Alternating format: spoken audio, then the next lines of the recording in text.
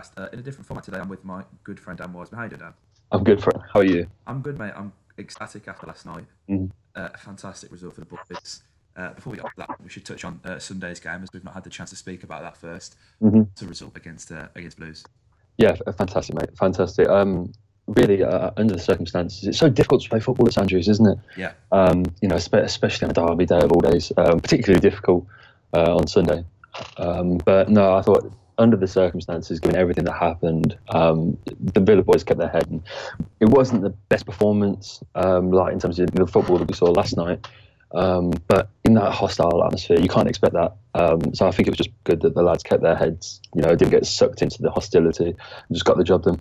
It could have been easy for them to lose their heads quite quickly, couldn't it? I mean, with Keith and Bell cropping Grealish early, I mean, that was to be expected, really. But a really mature performance from all the boys, made even better with Grealish making the headlines with the winning goal, and not only for the sucker punch, and with his weaker foot, I believe, as well. Yeah, it was. But as I said, this is just another.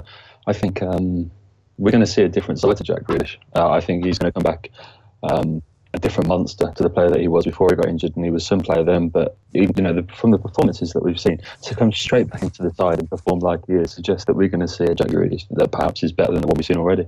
I hope so, mate. And it's a shame, really, with the timing of his injury, because I can't help but feel like if he was fit, not only would we be in a better position, but I reckon he would have got called up to the England squad as well. Yeah, well, absolutely, mate. Absolutely. It's ludicrous the win, like how we performed so much better with him. I think it was just 2 of 13 games that we won without him. Yeah. He's come back and we've won like 3 on the bounce now. It's crazy. I think the win percentage goes up to like 45-50% from about 15% with and without him. It's crazy the effects, but it's not just going forward, is it? It's how much better we look defensively when he's in the side as well. 100%. I think the Grealish frees up people like Conor Hourihane, who I've said on the pod, I've slated a lot on the podcast, and Hourihane is the type of player who needs someone like Grealish and McGinn around him to do the defensive work. But not only that, with obviously Jack doing the defensive work, but I've been really impressed with how Hourihane has been pressing up the pitch a lot recently. He looked more like the player who I thought we'd signed, and I think he's up to 10 assists now, and it was a great ball, and he played for Courtney House, but we'll get onto that a bit later. But yeah, I've been really impressed with Hourihane recently. I've got to put my hands up and say it on the podcast. I don't, these people. I'm not going to lie about it and be like, I've always rated Hourihane. I haven't. He's doing well. He's doing good. And I know we don't always see eye to eye on Conor Hourihane, mate. But even the likes of Neil Taylor's been fantastic again recently. Yeah, I think the thing is with Conor Hourihane is I think obviously coming in from a team like Barnsley, with no disrespect to Barnsley, there's so much expectation on him at this football club. And I feel like when Jack's out, there's no responsibility on him to be the main man, but he's certainly the provider. Yeah. He's got to take on Grealish's like creative shoulders and try and do what he does and forge those chances. And I think that pressure is just a little bit too much for him. But when you would give him Jack Grealish in that midfield to take the responsibility and the armband, and has that more of a talisman for Villa, Jack Grealish. He has that alongside him, takes the pressure off him, it frees up his game, and you could see that both on Sunday and in the week. Definitely, and the thing with Grealish, I think one of the main criticisms of Grealish had always been the lack of goals to his game, and he's now scored 2 and 3, got a couple of assists in the meantime. So for the stats merchants, hopefully we can have some more goals coming for Jack. He's really firing us up the table. And when you look at obviously last night's win against Nottingham Forest, we're in such a good position now, Dan, with 9 games left, aren't we? Yeah, mate, it really is. I wrote Villa off for the playoffs almost completely. I think, if you mind back through a few podcasts, you'll find many clips of me just saying all we've got to do is just survive in the league, get through to next season, and we'll go again. I can't believe it. Seems almost ludicrous given how poor we were for such an extended period of time that we're in the position that we're in. But, mate, this is the Championship, and this is Aston Villa. This is, you can never. I need to learn to never give in because here we are. I would actually say in a very favourable position. I'm actually quite confident that we are going to get into the playoff. Me too now, mate. And as you said, I was like you. I'd written us off a couple of weeks ago, especially. I mentioned it on the podcast. I said there was no chance we were going up. It's crazy how much of, I don't want to say a one-man team, but how much of an influence Grealish has on this squad. Because it's not just Grealish coming back. Everyone's up their game with Grealish being back. It's not like this is just Jack is coming in and running the show. as I say, Hurahan has looked fantastic. McGinn, excellent. Two unlikely heroes at fullback in Elmo and Taylor, who a lot of people had written off. Excellent. Courtney House has suddenly become, the second coming of Jesus. Yeah, we got to give a special praise to that kid, especially the way that he handled himself in the derby at such a young age, to step in at centre back, perform like he did alongside Tyrone Mings. And it wasn't an easy atmosphere to play in. I mean, we haven't touched on the incident that happened with Jack, and I feel the less said about that, the better, to be honest with you. But that game, could have gone south very quickly. And, Courtney was just another one of those players that I was so pleased kept their head. And I was so delighted when he got that goal yesterday, because it's the least he deserves for the two performances that we've seen in the past week. Have you ever seen such development in such a short period of time in a player? I mean, when Courtney first came in, plenty of people had written him off after just 10 minutes at Wigan, which I thought was pretty unfair. And I didn't think he was too bad at Brentford away, which was his first start, I believe. Yeah, I think so. But I mean, this guy's come on leaps and bounds, and he looks, the ready-made article already. And if he keeps on improving at the rate he does, then this option to buy him for like £1 or £2 million is getting even better as the days go by. Surely. Yeah, no, absolutely, mate. And this is, I think, we're starting to see a real trend in this Villa team. If you look at John McGinn, I would also say he falls into this category, and potentially Tyrone Mings, given the way that his career is going, is that these are players that are coming to Villa with a point to prove. This isn't by any stretch of the imagination the final stop in their careers, which it is for the likes of Horahan, or not, not the final stop, certainly the highest level that they're going to reach. And they're coming in with a point to prove. They're trying to make a name for the back of the shirt as much as they are for the one in the front. And you can see that in their performances. They're giving absolutely everything, and they're coming on in leaps and bounds. And I think that's exactly the kind of player that we need to be going for.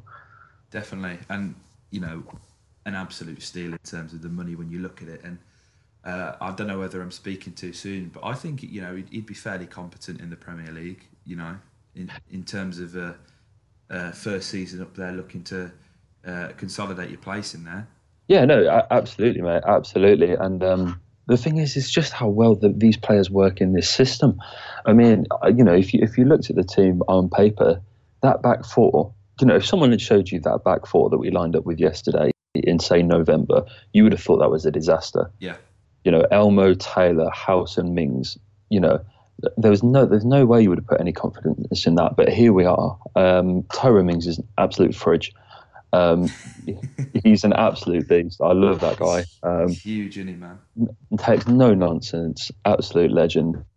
There's another one we need to get signed up. You might as well just give him the papers now. Because I've got a sneaking suspicion that he's already signed up. The way that I think it was, he put a compilation on, was it Instagram or Twitter? Yeah. And the caption was "plenty more to come," or and it's just little wording here and there that he uses, which suggests that there is a long-term future for him. Oh, God, I hope so, mate. Yeah, me too. It's not only the ability; it's the type of player, the type of characters you can attract. I think that's often quite overlooked in terms of a fan's perspective, because often the greatest players aren't necessarily, the nicest or the most sincere or whatever. Gross generalisation there, but I'm sure most of them are great. But when you watch things like the Sunderland documentary, the Man City documentary, they all talk about the importance in recruitment of bringing in good lads for the group. And last year, I think we had a decent group.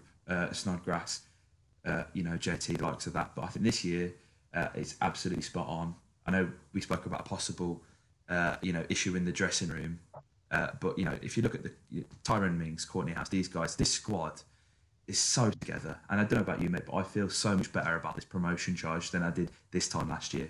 We're hitting our form in just the right time with 9 games to go. Some would say we're cutting it fairly thin, but this is the best time. Yeah, mate, no, 100%. I think it's a very interesting point that you made there, and it's one that I was thinking about just earlier, is that I'm actually looking forward to the playoffs. Yeah. If we do end up getting to Wembley, or even just, I'll be looking forward to those games. So I was dreading them. I was so nervous, going into the ones at Borough Hand against Fulham. But I think we can take anyone. I mean, I think the thing is as well is that, you know, if we did get that sixth position, you know, we ended up playing Sheffield United, that's a tough tie, but there's still 27 points left to play for. Yeah. I think we can truly break into the playoffs, potentially get fifth. You know, Middlesbrough, if we go and put a few past them at the weekend, I think we're capable of doing that. You know, I could see us winning 3-0, similar scoreline to the one we saw last night, with the way that we're playing.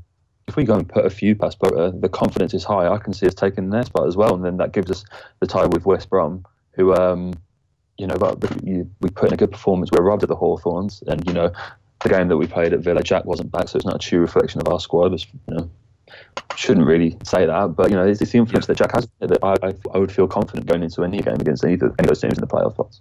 Wouldn't it be justice prevailing if we got West Brom in either the semis or the final, and you know, Jack Grealish is back. They've obviously sacked Darren Moore. We end up beating them on the way to Wembley. The stars are aligning, aren't they? I'm not just saying this as a Villa fan, but if we did beat Baggies, it would serve them right for sacking Darren Moore. 100%, mate. They don't deserve to go up now. It's absolutely atrocious that they did what they did to Darren Moore. And you know, from speaking from a neutral's point, I think most people want to see Villa go through that tie just because of the way the club's treated them.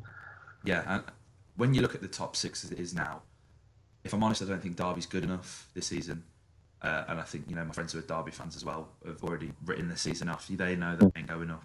But I would say that West Brom are probably the worst team in the top six. And that's not even me being biased. When we played them both at Villa Park and at the Hawthorns, they're not very fast in transition, which is surprising because the likes of Gale, Rodriguez, obviously at the time Harvey Barnes, you know, they set up to be an attacking team.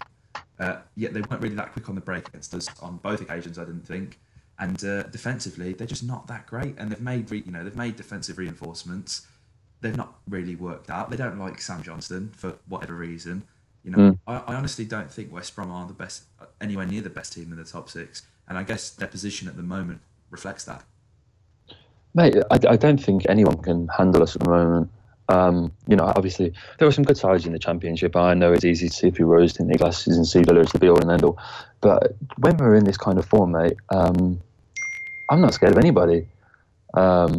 I think we can really have anyone, you know, especially over two legs as well. If you gave us West Brom home and away, or, you know, whoever in those playoff spots over two games as well, I think we could definitely get through. 100%. And I think, you know, it's, as you say, over two legs, I'd fancy us, even over one leg, you know, in terms of if we made it to the final. Looking at that, I mean, the top two seems pretty nailed on to be either Norwich or Leeds. Sheffield United might creep up in there, though. But if I'm honest, mate, I think the 3-3, although they played excellently for 80 minutes, the fact that they crumbled that badly for the 10 minutes, that'd be in the back of their minds. Yeah, no. You know, there's no easy game in the playoffs, but honestly, as you say, I do really fancy us against anyone. I don't know whether this is just you know, I'm still like ecstatic from last night, but you know, Forest is a tough place to go to, and historically we've not got a lot from there. Yeah, no, mate, the way that I looked at it was, you know, after we beat the Blues and everyone, you know, that's when the playoff moments first started. I wasn't having any of it. I said, look, it all depends on Notts Forest. You know, at the time they were just above us. Massive game. I was like, if we can go and win there, then I'll get excited. And I was expecting us to kind of go and snatch a 2-1 or something like that, because I knew it was going to be tough, especially with, you know, they're putting some good performances over the last few weeks. And, you know, Martin O'Neill certainly didn't want to lose that game last night for personal reasons. I thought it was going to be, you know, we cruised past them. So I'm fully on board now, mate. I don't think it would just be us either. You know, I don't think it is us getting carried away. I think there's a good feeling about the club at the moment. You know, if we can get Tammy a goal at the weekend as well, because, you know, things have gone a little bit dry for him recently. Yeah. You know, if he can, because, you know, I think the proportion of his goals home and away is quite unevenly spread, which I feel is the kind way to say it. So, you know, he loves scoring goals at Villa Park, and if he can get a couple, maybe against Borough, put him back on track just for these final few games. But yeah, regardless, I feel like there's enough goals in this team to get us over the line. Especially looking at John McGinn, 2 goals for him yesterday. I think before we go into that, we'll talk about obviously the goal we conceded earlier on. It had to be Jack Holback, didn't it? It was only going to be one person, wasn't it? Joe Lolly just absolutely danced through our 5 players, didn't he? really trying to earn himself a Villa contract by the looks of it. And then obviously that cross, I mean, it's a fluke, but we were all shapes at the back of it, and it's an unfortunate one for Steer to concede. But if I'm honest, mate, I was there and I didn't feel fazed by the goal whatsoever. No, it was it was unfortunate, but regardless of Villa's current form, the last result against Forest shows us that one goal in this tie is absolutely nothing. Yeah. We've got that capability inside, and it was unfortunate, and it was probably the best thing that Forest created. Really, was it 2 shots on target? Yeah, I think they had. There was very little from their perspective. It was unfortunate, but to concede a goal like that in the opening minutes of the game wasn't the end of the world. No, I mean obviously you never really want to concede a goal, but for me, a clean sheet for Steer again is another huge confidence boost for the guy, and it is a shame obviously that we did concede that goal, because then he's looking at three clean sheets in a row, and I think his position's pretty much nailed on right now anyway. But it would have been a nice little thing for him to have a clean sheet, but there's nothing he could have done about that goal. No, absolutely not. He's not expecting it, and the way that it drops in, you can't place any blame on the lad there. No, of course not. I think Big Lavra is 6'7". I think even he would have struggled to keep that one out, because he dips just underneath the bar as it goes in the top corner. Yeah. Unfortunate, but there's nothing. Those kind of goals, no team is set up to defend against those flukes. So they go in, but what was it? 4 minutes, 3 minutes, 4 minutes till John scored. And as soon as that happened, it was forgotten. Talk me through that goal, mate, because what a little Cruyff turn from McGinn there. Yeah, absolutely great. I love John because he's close control and gets his head down. It's a typical John McGinn goal, and the second one was even better. Of course. What a strike! Absolute steal. I don't feel this has been said enough this season. 2.7 million. Jesus Christ! Thank you very much. Hibbs, you've done us a favour there. Yeah, it really. He was almost out of his contract, because maybe at the time we're looking at a £10 million player, but no. What a goal! And when it went in, there was actually, I don't know if you heard this on the TV, but we didn't celebrate it till a couple of seconds after, because we thought it hit the side netting. So he scores, he starts running over to us, and then we all start screaming. The ball's already in the back of the net. It was crazy. Like, everyone was like, "What's going on?" I think Pantilimon, you can point fingers there. I think he could be a little bit quicker down to his front post, but he skips past Colback like he's not there. And it's the confidence to look at that near post and try and beat a big 6'6" goalkeeper like Castel Pantilimon. He's got those long arms and legs. He's got a big reach, and to smash it past him at his near post is a great finish. It was, and then to have the audacity to take the shot on just after as well. Some were saying it took a slight deflection. I'm not really sure. I think it bounced just in front of him, but I've looked back at the replays and I still can't make my mind up. Yeah, no, I think if it does, it's marginal. There isn't in that. If the nick off the player is so small that if it doesn't hit him, it probably hits the post and goes in. I don't think it takes anything away from the strike, because it's not a big deflection either way, is it? Of course. And does that count as a Neil Taylor assist? I think it does. You don't see many of those, do you? When he went to rifle that, everyone was like, "Shoots!" And I thought, "Oh God!" But then when you look back at it, it actually looks like he's got it on target. Obviously if it's not blocked. A goal for Neil Taylor, that would be absolute limbs, mate. Mate, unreal. Forget playoff. If Neil Taylor starts scoring from there, we get automatics, mate. Oh, mate, 100%. You put it with Tammy. See through the goal drought. Yeah, that would have been something. But no, I think, great for John. He really deserves it. He's someone that you can count on for 110% every week. He always gives you I think it was the last few minutes of the game, obviously 3-1 up, it was more than comfortable. And he was chasing every ball, he was still pressing, and he just looks like a player with a point to prove. 100%. And, he definitely did have a point to prove after being suspended, obviously, and he's come back twice to play he was before, hasn't he? I mean, to get the goal, we love midfield goals. We've got goals coming from all over the place, and obviously Tammy's carried us quite a fair bit so far this season. So it's always great to see a midfielder get on the score sheet, and also a defender, which leads us nicely onto our third one. Courtney House, mate. Wow. This guy, I know we spoke about him before, but it's a great goal, and it's a fantastic ball from Conor Hourihane in the corridor of uncertainty. It's just a tap in for him, but it doesn't matter, because he's in the right place at the right time, and in front of the away end as well. I mean, that you could see how much that goal meant to that kid. Yeah, no, I said it before. It's the least he deserves. I really wanted to see him or Tyrone get on the score sheet, because they've both been immense. And to seal it, and there was real passion in his face. And look, there's a kid that's probably not going to get a look in at Wolves. Will be very grateful for the opportunities that he's been given at Villa, because he's been a lot of trust has been put in him by Dean Smith, because, as you said, he didn't have the easiest of introductions away at Wigan. He'll be very grateful for the opportunities that he'll be given, and he's finally shown to he's repaying that confidence that Smith's had in him. Definitely, and not only obviously scoring the goal is amazing, but him and Mings as a centre-back partnership have been nothing short of excellent. And I could sit here and talk to you about how much I love Tyrone Mings all day. Yeah, no, me too, mate. Me too. I don't think a lone player's ever grown on me quite at the rate that he has. He was a mortgage advisor, before he was a footballer. I didn't know that. Is he really? Yeah, when he was on trial at Ipswich, he was a mortgage advisor. Wow. Well, there you go. I bet you that's another reason he's come here as well. There's plenty of properties in Sutton. Exactly. He's licking his lips, mate. He's got his bit on the side after training. He puts a suit on. I can see it. Yeah. He probably looks good in a suit, doesn't he? He's that kind of guy. He's suave. He's immense, isn't he? Every time I look at him, I'm just like, wow, he's so intimidating. He's the Championship Virgil van Dijk. I'm completely convinced of that. I like that comparison. It's there, isn't it? It is. Yeah. In terms of stature, I'd probably say he's slightly more mobile than Van Dijk. So good technically. But yeah, I mean, how mad is it that we've gone from having no centre backs who can pass out from the back to having about 3? This season, mate, is absolutely ludicrous. I can't believe how game by game things just seem to change so drastically. As I said, to have a centre-back partnership that wasn't even at the club, just over 2 months ago, performing like they are now is just another example of that. It's just so, really fantastic recruitment. I think we can say that about all of his signings. I would have liked to have seen a bit of Tom Carroll yesterday.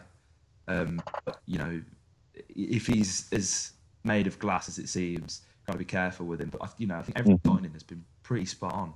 From it really has been a breath of fresh air, because so many transfers. How many windows have we seen the players put 50-50, some being absolute car crashes? Every season that we've had in the Championship, we've signed good players and bad seemingly in every window. But it's just quite refreshing, isn't it, to have faith in all of these signings, and they're all coming in and proving themselves. And it's just a sign that club's turning around, and we're starting 100% in the right places, in the right kind of players who have got that mentality. I think it just says a lot about the direction of the club now. It'd be interesting to see if obviously, touch wood, we do get promoted, if how the recruitment will change, if we're still going to go for the likes of Guiba, and then looking at sort of Courtney Houses and Tyrone Mings. And I think Mings is a fairly established name, but injury records and not being able to really get in the team, but a younger and hungry transfer approach. Do you reckon that'd change in the Premier League? I think certainly I'd want to see some experienced heads. I think as good as Mings and House are, I would like to go and get a veteran centre-back. Someone that, in the tougher games can, come in there and just be that wise head. And that's nothing against House and Mings, because they've been fantastic, but I would just like one of those older, kind of wiser influences on the side, just in those tougher games, because unfortunately it's one thing doing against Nottingham Forest, but when you're kind of against Liverpool's, Manchester City's, Man United's, those games are going to be tough, and you need those kind of seasoned players. I think is the right word, that I'd want just a couple of throughout the team, just to kind of give that reassurance, that confidence on the pitch to quite a young side. Yeah, I mean, look at Glenn Whelan, what a turnaround he's had.